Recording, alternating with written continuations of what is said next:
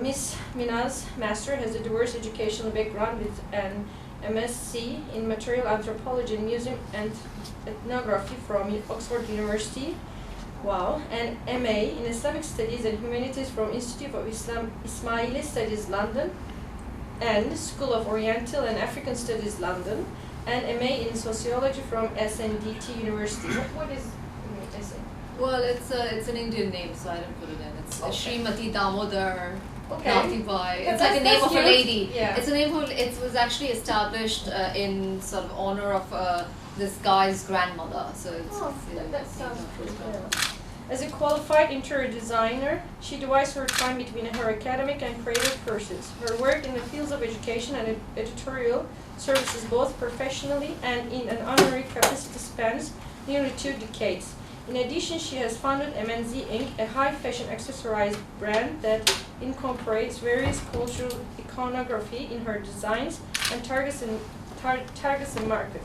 She has designed and taught courses on contemporary Islam and Indian culture to undergraduate and postgraduate students in the Department of Anthropology at the Chinese University of Hong Kong. She is also the acting president of the Asian Chapter Group alumni of the IIS London. So please welcome her, Miss. So, the topic would be sort of incomplete, and it's a little bit, how do I say, unique in the way I'm approaching this, and there might be bits and some which may be a bit repetitive for you, but most of it is not. So maybe just the videos are repetitive. So what I'm trying to do is first take you guys through the historical perspective as to why we need an alternate way of having a multicultural dialogue. What were the existing ways that societies and people communicated, how that became problematized, and the issues connected with it. And then we're going to move forward to look at how popular culture can be sort of an entry point or one of the ways in which we can connect beyond the existing ways of connecting with different cultures and communities. So I'm just going to read a quote. German Chancellor Angela Merkel and French President Nicolas Sarkozy, we all know him,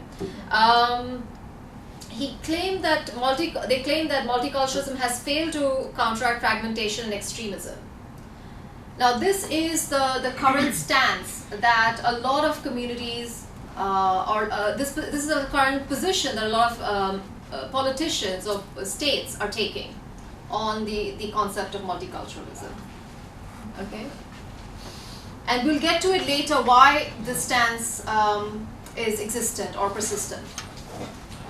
Whereas there is another lobby or another set of intellectuals and speakers who think that multiculturalism has reduced discrimination and progressed towards inclusive national identities, equality, respect between cultures, and intercultural exchange. So there's a divide between these two groups who don't agree on how important multiculturalism is to communities, whether it should be abolished to have assimilation and have a society which is sort of across the board same, or should there be diversity and pluralism. Okay, so there is a distinct break between the two. It's very important when we cannot talk of multiculturalism without talking about race. Okay, it's very important that we start or ground our pedagogy or our thinking in this. Racism, according to Frantz Fanon, is not a static phenomena but constantly renewed and transformed. Okay, what does that mean? It means that the people who define racism or what is race are the ones who are constantly changing and transforming how we relate to it, how we interact with it, and our reactions and perceptions about it. Okay? So it's an ever-changing phenomena, and why is it important to see it as an ever-changing phenomena? Is because that's what's causing problems over the centuries. And there were 3 very important pivotal periods or events, we can say, that have marked what is racism globally. Okay, so let's look at these 3 pivotal triggers of racism, as we call it. The first is the emergence of scientific racism from the late 18th to the mid 19th century. And this is where you had, people, in England who were trying to figure out how the facial characteristics of a person show the superiority or the inferiority of the race.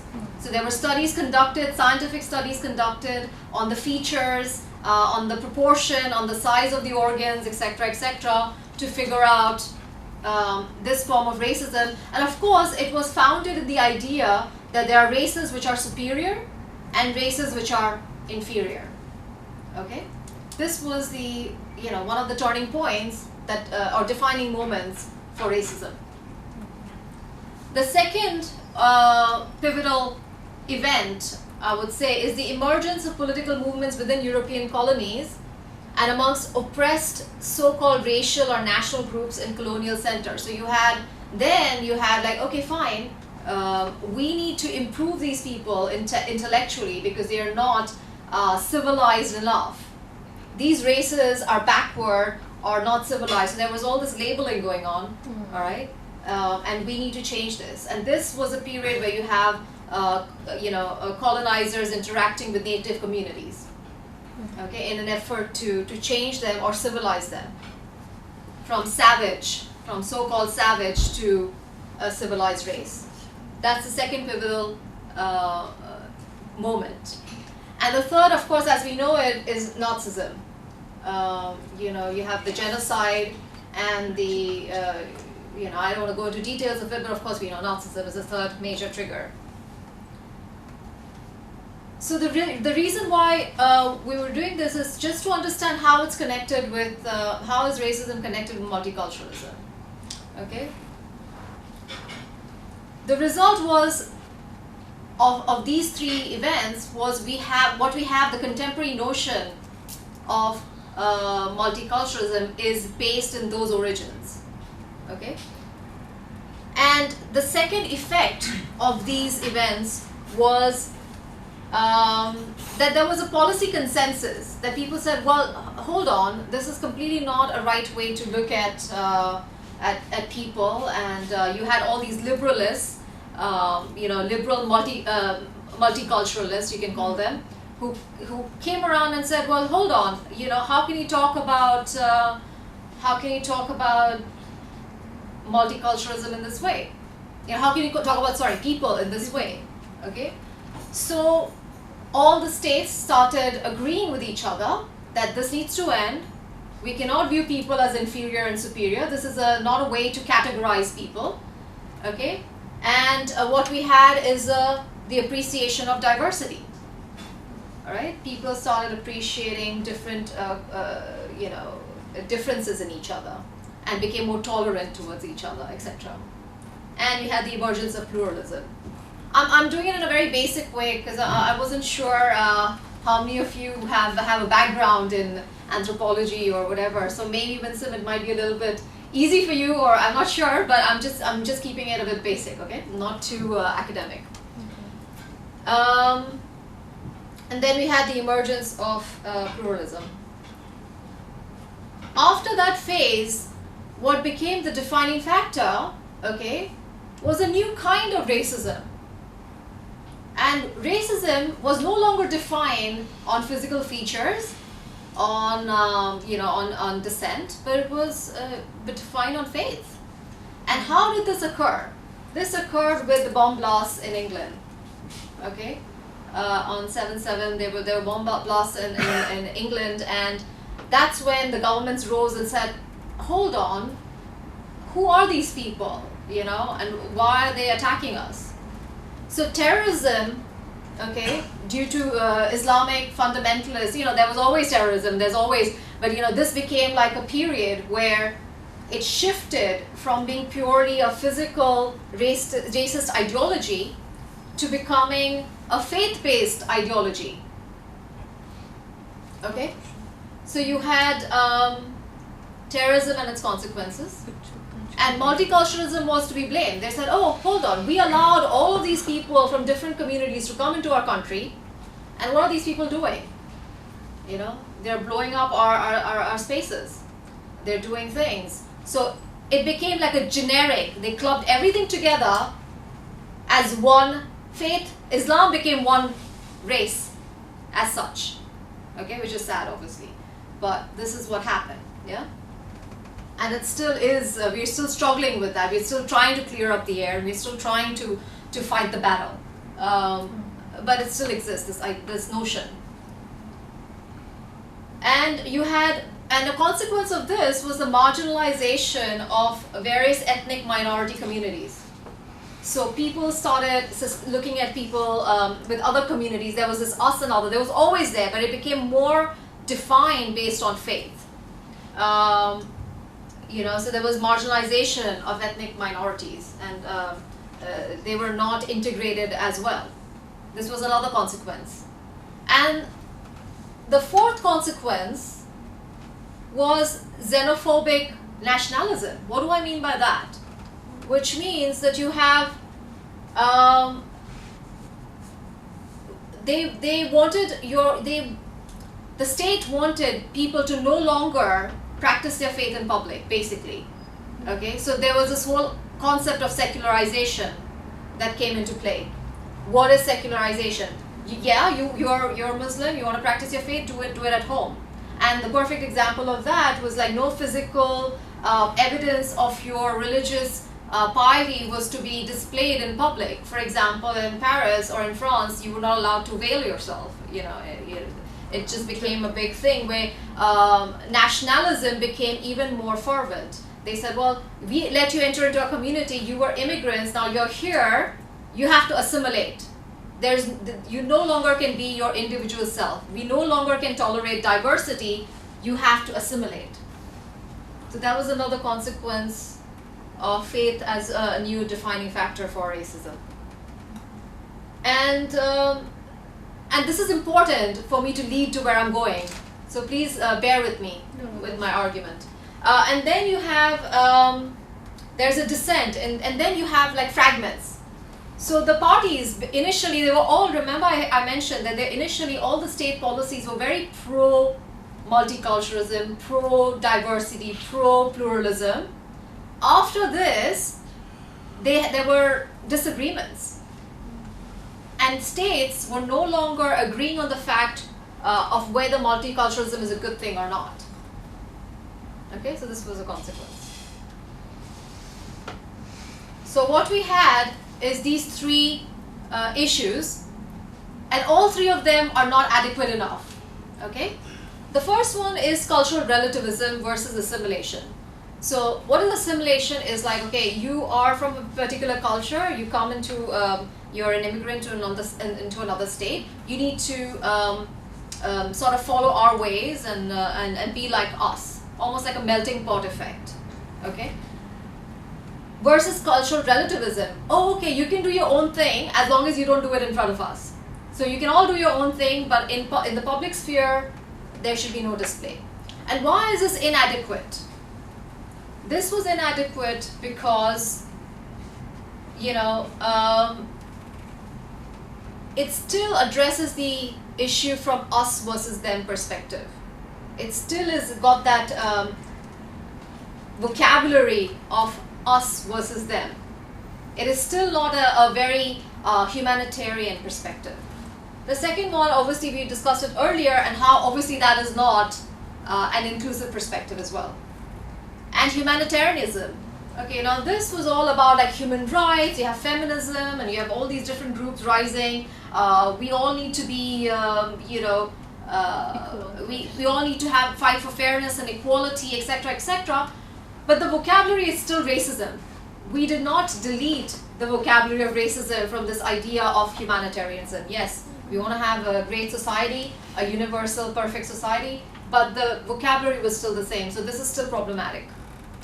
Okay, so we go on to what is our way forward? What options do we have? And since this is, Vincent knows the lectures are normally like 2 hours, this is like a really short time, so I have to really run through all my ideas, and obviously share some videos with you as well, so you can get a flavor of Bollywood. So what is our way forward? What options do we have? Okay, obviously we need to transcend racial identities and categories, promote a critical dialogue, okay? I mean, these are great words, great concepts. You know, how do we achieve them in reality? They're very idealistic ideas, you know, how do we achieve these? Okay, we cannot take massive steps. We cannot take like giant steps, okay? These have to be your baby steps, you know, they have to be like a step by step. And so my talk today is basically going to give you that one baby step that you can take. We need to have introspection and shift the process from where it currently exists in the political sphere. You need universal social justice and an inclusive momentum that is not bound by Western hegemony and modes of defining. So, you know, you have the West always defining, it's very Eurocentric, you know, or Western centric. Like you always have the West defining everything. And as I began my talk in the beginning, when I talked about how racism changes based on the definition. So we need to change the people who are defining who we are. It's no longer them defining us, it's all of us defining ourselves in a more universalist category, in a more encompassing category. And that brings me to the title of our topic, you know, popular culture as the entry point. And why popular culture? What does popular culture have to offer in this dynamics, in these dilemmas that we are facing, Okay?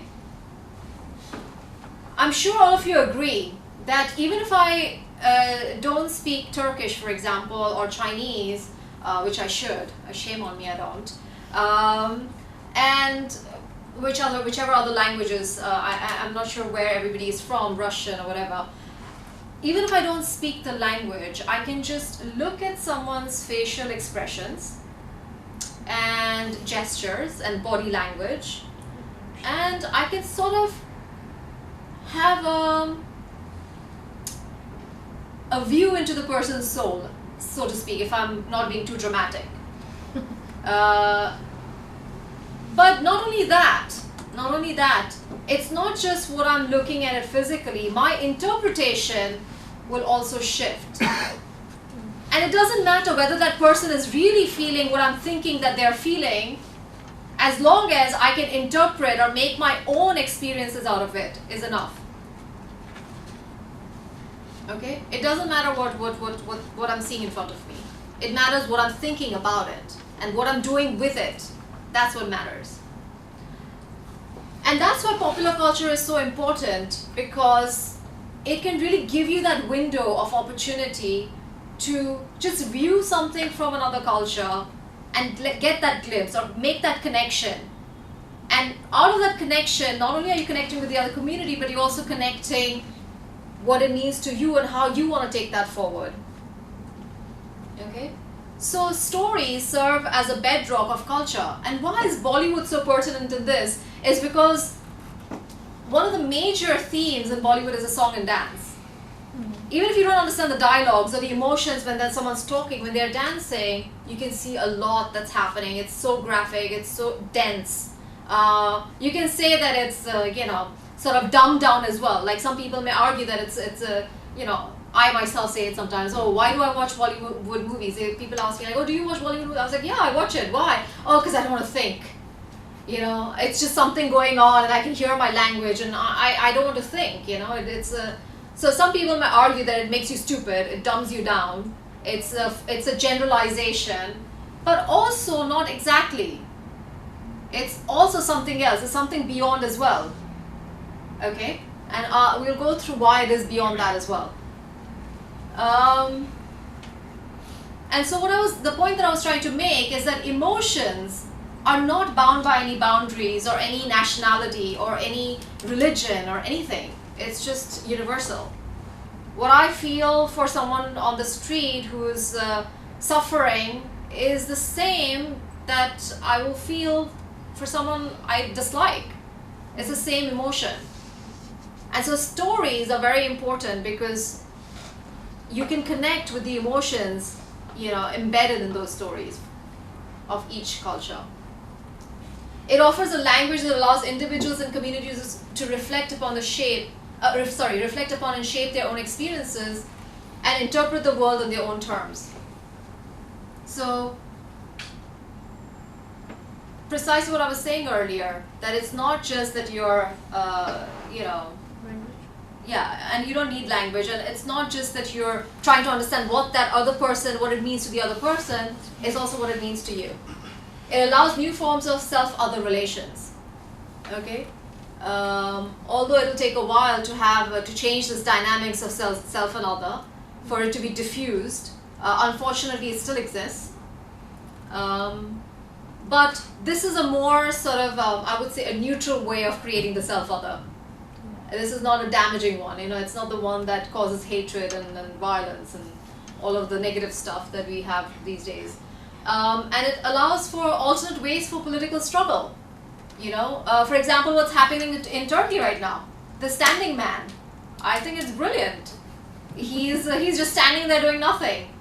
Not to say that he's justified in what he's doing or whether he's on the right side or the wrong side. We're not judging his point of view or what he's doing, but it's just a way, it's a method that he came up with. He's an artist, he's an artist. Oh, what do I think? Oh, I want to be famous. I don't know what his reasons were for doing this. Maybe he just wants to be well known. But he's just standing there, and it became a momentum. So in the same way, films and popular culture allow you to have alternate ways of having political struggle. You don't need to have the same boxed up ways of looking at things. Okay? And also because the fact that it's so widespread and so these days everything is so viral, everything's on the internet, and you have the networks, and it allows you to push boundaries and reinterpret. Like today what I'm feeling about something, tomorrow I may not. Okay? It's constantly moving and changing, and of course there are pros and cons for both, but it offers you some advantages as well. Social. I'm not on Facebook. I'm not a big fan of social media anymore. I used to be at one point, not anymore. Not a big fan, but I used to use it. But what I'm saying is there are pros and cons of both. Yeah. Everyone. Sorry, there's a typo there. Involved the production of definitions, not just the elite and politically motivated. So the definitions, like I said, is not just created by the people who have the power, but it's it's in the hands of the commoners, the people, and you do it on a more grassroots level rather than on a official sort of legal level. You're not just feeding on culture, but you're creating it. You have cultural convergences and consensus. There's a way of moving from local to global context. So Bollywood was not global initially. It was very localized. It was very nationalistic. The agenda was very much patriotism. After British colonizers left India, the whole concept of Bollywood films was to promote patriotism. The whole idea of nationalistic ideals of how we see ourselves and the nation, and how what we need to do to get to a democratic state, which they didn't have before. So, but then it moved away from that local and became a more global phenomena, and how it's transformed into that. So what we're going to do now is move. I'm actually doing pretty good with time. I'm so surprised at myself. Let's see. Let's wait till the videos kick in, and then I'm going to lag with time. But all right. So let's get into globalized Bollywood. So we look at the reception, circulation, and transformation, and the kind of functions that it performs for people on both a local and a global scale. Okay, is that too? Can people look at what's going on here? Anyways, I'm going to say it, so it doesn't matter. As I said, Bollywood and song and dance go hand in hand. You cannot have one without the other. Mm-hmm. And very bright colors and pretty women and not so good looking men, but women always have the, how do I say, the rotten end of the stick, so unfortunately. Anyway, sorry? I can't hear you, what? No, I mean, for us, the Bollywood started with Avare. Avara? Yeah, Avare. I'm going to show you that clip actually. Really? Yes, and because it's a very important movie. Yes, and I'm going to show you why. So you're actually enforcing my topic. That's good. You're enforcing my theory. Okay. So we will look at some of the sort of crossovers that have happened. So one of the crossovers that has happened is Trinidadian chutney. You've seen it. I don't know if you remember. It was week 8. And Greek Indo-Preppy and Javanese dung dirt. Okay. So these are 3 musical forms that have been inspired from Bollywood song and dance. And in northern Nigeria, you have a very interesting form of music called the bandiri, okay, which actually popular among the Hausa youth. And these are like Sufi singers, okay. They get inspired from the music of Bollywood songs and convert it to praise Prophet Muhammad, which is quite interesting. I thought it was brilliantly interesting. And not just that, I remember traveling, where was I? I was in, I think Tajikistan or Syria. I was in one of these places, and I remember hearing like, religious songs with like Indian music. So this is also very common use of Bollywood music, alright? Obviously, you have the more modernized, contemporary version where you have, songs played in nightclubs in UK, as creating a niche identity. So they're attracting a very particular kind of audience in these clubs as well. And of course, after Slumdog Millionaire, you have although this music director A.R. Rahman, he has done far better work musically than in Slumdog Millionaire. But who gets all the awards? Slumdog Millionaire. Why? Because you have like a Westerner directing it or whatever. Anyways, it's all very political. But the point is, this music producer, he is brilliant, and we're going to look at some of his productions as well. He's brilliant, and in fact, he should be commended for those works rather than Slumdog Millionaire, I feel. Anyway, and then you have television networks in Indonesia, Singapore, Malaysia, Thailand, Egypt, Ghana, Algeria, and Morocco, offering a staple, of course, Middle East. Did I say Middle East?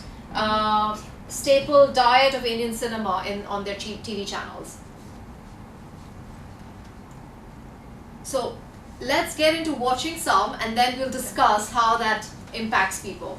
I just wanted you guys to get an idea of the sound, Okay. and also the visual changes very drastically from one movie to another. Okay, you won't have the same visuals in 2 movies, but this is more of a traditional visual.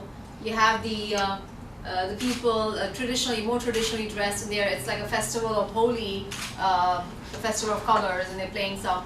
So I cannot show you all the different glimpses because there's way too many, but I'm going to show you one more, which is of a very recent movie, and that is sort of an example of very for an international audience, because you see a lot of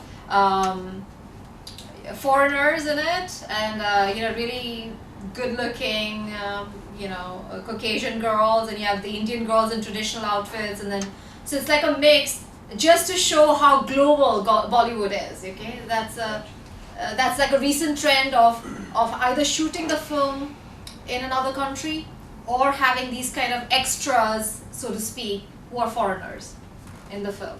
Okay. So let's look at the second one. What really made the impact is the film Avara. It became really popular in various nations, especially the Soviet Union, like Eastern Europe, Africa, etc. And it became like a cult favorite in China as well. Moreover, the other, so not only was Bollywood forging something special for the local communities, but also for foreign nations. And you had, films and songs inspired from Bollywood also used as an inspiration for the Greek people during the devastation of World War II. All right, and it was very Hellenized for the local audiences. So we're going to look at Avara, and why is this film important? Just precisely because what we were talking about, the emotions. The emotions are universal, and the stories are universal, or they can resonate with people. The point that we were trying to make is, this is just one of the ways you can see through for political struggle, music was used, popular culture was used. It was used for just a way to connect. It was used for in a global setting, for globalization and just spreading. Also, just to point out the fact that it also did help, popular culture, specifically Bollywood, did help even people who are immigrants, people who immigrated and what they took from it. Some of them actually saw epic series such as the Ramayana and the Mahabharata, and they just basically found new meaning through the mythologies. They almost had the sense of going back home, being in their homeland. So it was playing a beneficial role, I think, on both ends. And I hope I was able to successfully communicate the fact that popular culture can be a way for different communities to interact and to understand each other better. And I think through their experiences, come up with something different and more evolved than what is, or an evolved sense of multicultural dialogue than what exists today. Thank you. Thank you.